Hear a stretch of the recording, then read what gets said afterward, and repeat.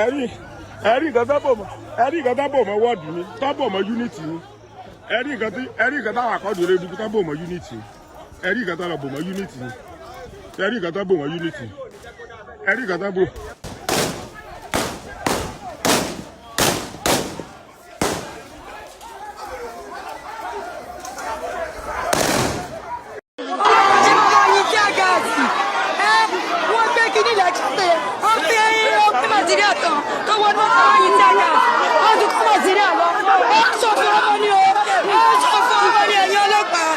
This is what I can want.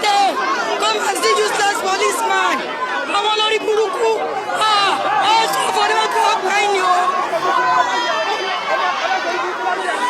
This is their face. Ever from a lenio. Useless people. I want you to take us somewhere. Go see Jack, go see Jack, go see Jack, go see Jack.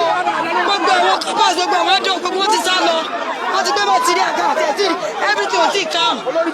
Àwọn olórí burúkú àwọn ẹni òfò. Ẹ ti gbà bọ̀dẹ̀. Ẹ ti gbà bọ̀dẹ̀.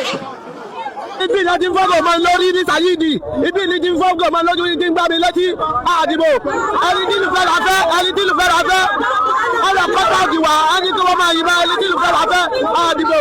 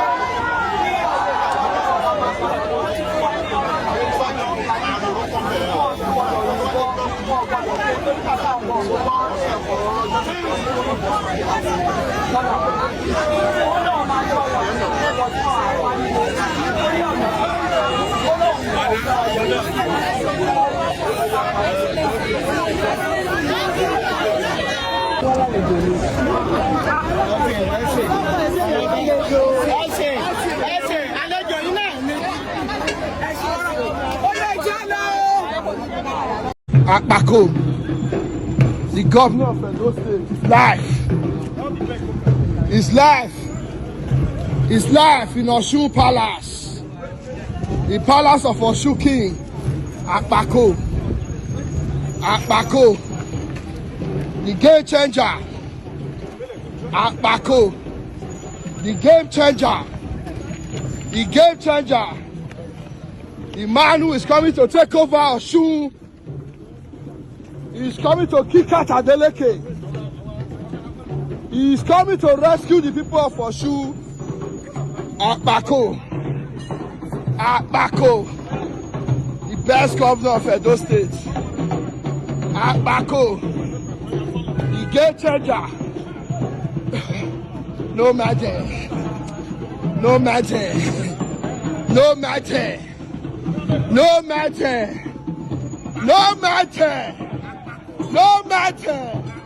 Akpako, the governor of Edo State, is here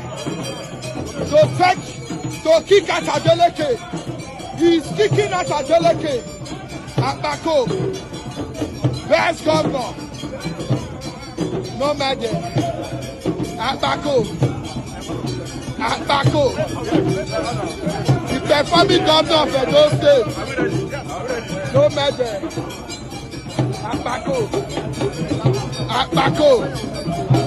Akpako, the governor of Edo State. Ododo, the governor of Kogi. Akpako, the governor of Edo State. The Akpako, No matter.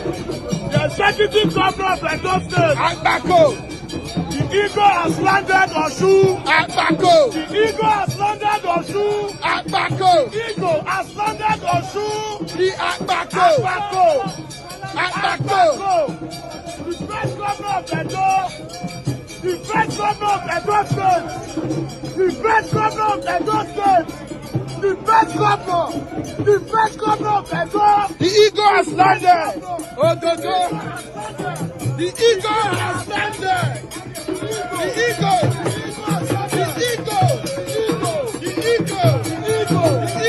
Edo. No matter.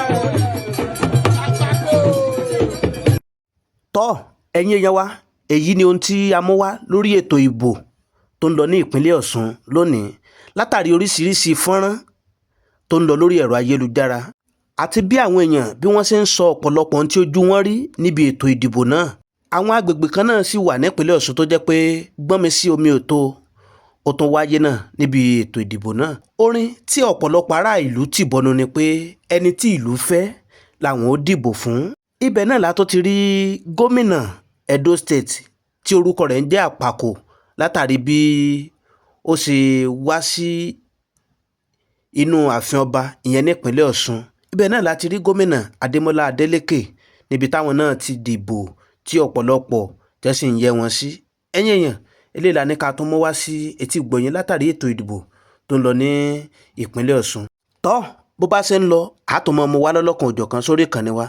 Ẹ má gbàgbé ẹ bá wa tẹ subscribe button yín kẹ́yìn náà kẹ́ tó lè máa jàǹfààní lóòrèkóòrè lórí ìkànnì wa. Àdúrà wa sí gbogbo ẹ̀yin olólùfẹ́ Kúnlé Ìjẹ̀ṣà ni pé ire báyìí lójú owó rí ire lójú ọlá rí ire lójú gbogbo wa ó mọ̀ rí o ìpàdé wa bí oyin ó dàbọ̀.